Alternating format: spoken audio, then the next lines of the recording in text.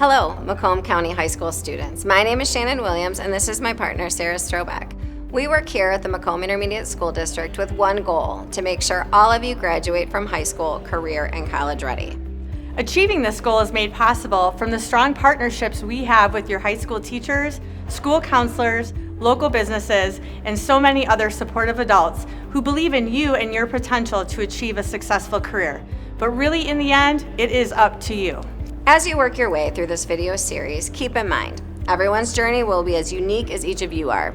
And with so many opportunities in and around Macomb County, we can assure you there is a place for everyone. As you begin to think about what your life will be like after high school, we want you to remember just a few things. Number one, how do you learn best? Number two, what are your best qualities? And lastly, what type of environment do you want to work in?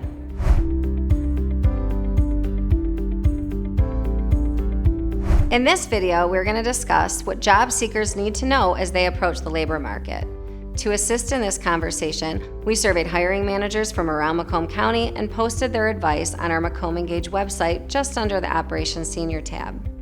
We didn't stop there. We also had a couple of these influential decision makers come into our studio and answer a few questions for us. In their responses, you'll hear their views on LinkedIn, social media and networking, advice on resume building, how to set yourself apart in an interview, and how to stand out once you've landed the job. So without further delay, let's hear from our experts. If you are just graduating and you're not really sure what to do or how to start looking for opportunities, I would start with LinkedIn. And just see what kind of jobs and stuff pop up in your area. It will give you a great idea of some of the professional positions you might be able to get. On LinkedIn, what's also great is you can snoop the company, you can snoop people that work there, you can see the different content that they're putting out. So LinkedIn gives you a bit more information to kind of make a decision, but also just from an ease, Indeed, Career Builder, all of those places, you can search by pay rate, location, what type of job you want. The searches are really unlimited. And again, this is the best market to really kind of experience that because just about all industries are hiring entry level right now. Your resume is really your portfolio of experiences, not just work, because especially when you're coming up, you want to showcase volunteer work, you want to show commitments you made during school, maybe you were on the debate team, or perhaps you did Science Olympiad. Those are all things that employers are looking for because it shows that you're so much more well-rounded. When we go through our hiring practices, we have very defined steps and procedures for them. One of the very first things we're looking at is the completeness and the accuracy of the resume, because if I pull up a resume and I see all sorts of typos, grammatical issues, that's an immediate red flag to me of lack of care, lack of attention to detail. I'm looking at past experiences, volunteer opportunities. What we're looking for is kind of a well-rounded individual, and I always tell the interviewees, this is your chance to sell yourself versus one of your peers. We're always looking for achievement, right? So if you were a part of a student organization, Cub Scouts, Girl Scouts, Boy Scouts, if you're part of an athletic team, we want to see something that shows dedication and commitment to get through. You know, how can you battle through some adversity? And then additionally, if there's achievement that goes with it. And that doesn't necessarily mean winning a state championship. But it could mean, hey, at the end of this, I earned this certificate. I earned this accomplishment of some sort, because we want to hire people that are committed and hardworking and care, but also do want to see results. And even for me, when I'm hiring personally for my team, I love to see the volunteer work. It's not as important to all hiring managers, but when you're really focused on culture and the environment that you're getting into, those type of companies that care about culture are going to care about your volunteer work. If you've had opportunities to grow in that volunteering, taking a leadership role in that volunteering, those are things that we look for. It could be involved with church, school, anything extra that way. I think it's important to give a copy of your resume to somebody that you trust. That gives you the opportunity to not only have additional eyes on it to look for things like editing mistakes, but also make sure that the resume is easy to read and understand. Things that you should include in your resume are things like experiences, any trips abroad that you got to see just a different culture or different way of doing things. if you speak any additional languages, if you're involved in extracurriculars or things with your church or community, and a good phone number and a good email that you use and check and that are valid. So there are things definitely on the resume that can both help and hurt you. We have a wall of shame. 20 years of looking at resumes, you have a wall of shame. The biggest faux pas we see is the email. They love to get very creative and unique with the email, and from a personal representation, it's great.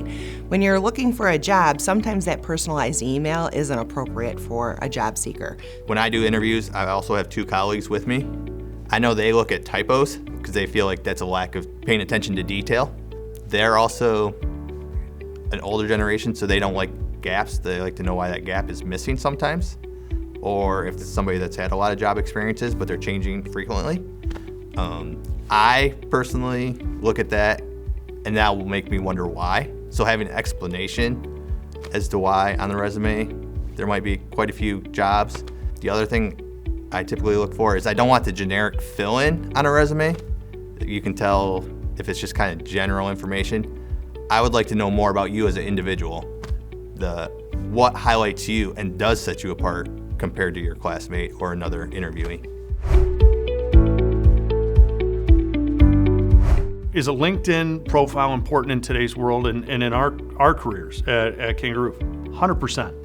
Because whether you are in the field and you're a foreman or a supervisor, whether you're on the sales team, if you're in the call center, management, number one, it is a great way to increase your social network professionally and expose yourself to other colleagues that hopefully you can learn from, right? There's a ton of great resources as compared to the other social media websites where, you might share a cute puppy photo, but if you're on LinkedIn, you might actually learn something from a TED Talk, from a brief clip from a webinar where you can click in and learn more. LinkedIn is important. All corporate recruiters, recruiting firms, hiring managers, it's a tool that they use to see not only what your work history is, but what's your affiliations? Are you in any groups? What's your network look like? It's a place where they can see your professional footprint, if you will. And a lot of times when they can't find you on there, they're gonna make some assumptions. They're gonna make an assumption that maybe you're not old enough yet to have a LinkedIn account, or they're gonna make an assumption that maybe you're more production labor and just haven't had a need to be involved. So I think it's really important to have a LinkedIn page. Again, if you're just starting off, you want to list the accolades from high school. You want to list, different projects and volunteer work, because all of that, again, helps them see the full person and not just the experience that you may or may not have. For our field directly, it's not crucial, but it is beneficial. Again, it kind of goes back to, can we fill in some gaps about what you're involved in? What are your connections outside of your workplace, or who are you connected with within our field? Because sometimes that leads to potential references that I may know somebody that knows you as well, and I can get a reference that way. For the long term, like once you are in a career or a job, it's development that for lifelong learning. Me personally, I've reached out to people on LinkedIn that I'm like, saw that they had a similar background or they have a new product out and I want more information. Gives me that opportunity to connect to them. So it'll give you an opportunity to connect to people, start building the support system that you need to develop your career and further your place in a job. It is important to be careful about what you post. Employers are looking at that, and there have been numerous cases in the past few years where people have lost their careers or jobs due to some of the content that they were putting on in those posts. I always tell people, social media is a tool. How you use that tool is either going to be good or bad for yourself. So leverage it towards the good. Be mindful of what you're putting on because employers are looking at it. I think that all job seekers should just think about what they're posting on any social media platform as if their grandma was about to see it. Because your potential boss will look for things that you have posted, and they might be really old, and it might not be something that you believe in anymore or endorse, but it's still out there. Understand you're putting it out in the public domain. At the end of the day, you really are your own brand once you go out into the workforce. So anything you post, anything you share, you have to understand you're now putting that forth as a representation of you and your values. All of them, every single one of them are looking for aptitude, attitude, and attendance. And as long as you've got a great attitude and you've got motivation and desire to learn the job, they will work with you. This market has never been better for employees. There is a lack of people for the jobs that are open. Like just by sheer numbers, we don't have enough people for the open jobs. So there's never been a better time to jump into something you're excited about, to learn something new, even to reinvent yourself. However, you have to have a good attitude about it, because that is the first thing that will terminate performance, is just not having a good open-minded attitude to learn. And then the aptitude piece comes in because, again, some jobs are more technical, right? Some jobs require very specific skills. Engineering is one that comes to my mind that would be like that. So you just want to make sure that you're showing the aptitude for the job, even if it's something new for you. So asking good questions, that's actually a good sign of engagement and aptitude. It shows them that you're listening, that you hear what they're saying, and maybe it's not quite connecting for you, but you understand, and you just need a little bit more help. What we're looking for is good people who are core value fits within our organization. Because if we hire the people with the right mindset, who have the right care, they fit our core values, we know, number one, they're going to be with us long term. And that doesn't mean their entire career, but they're going to be with us for 5 years, 10 years. Employers are looking for candidates that want to try new experiences, that want to show up and learn something new right away. So some of the qualities that employers are looking for is dependability. If you have to miss, are you going to call ahead of time and let them know you're not coming, so that way they can prepare for the day, and giving them advance notice. Being able to work well with others, it's that relationship. There are times that you work with people and your personalities might conflict, but it's how you move past that. To prepare for an interview, I would again practice in front of someone that I trust. You could even record yourself to see if you notice anything about your responses to practice questions. Those are always very important to try to do ahead of time. Bringing a clean copy of your resume is great for interviews, because you might end up moving locations while you're with the interview team, or it might be a panel, and people might want to be able to review your information ahead of time. You should also come with a list of questions that you have about the job or about the environment that you're working in, and come with the idea that you may want to do a job preview before accepting the position. Number one thing, be on time. If you're 1 minute late to your interview, the orphanage better have been burning down and you better have been holding the fire hose, because it's the number one thing to us that's going to tell you you're probably not a core value fit, because if you can't be on time for the interview, how can I expect you on a December day when there's 6 inches of snow on the ground and it's gray and it's cold and your bed was comfy, how can I count on you to actually be on time, right?